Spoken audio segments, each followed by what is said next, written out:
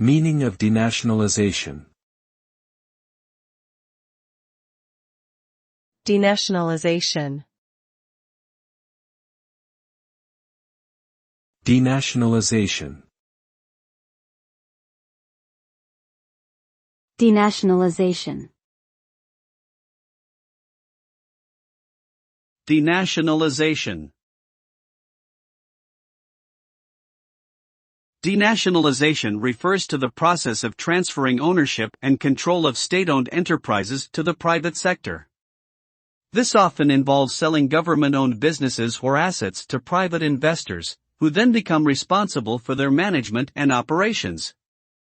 The result of denationalization can vary depending on the specific situation, but it is often characterized by increased efficiency and profitability for the privatized entities.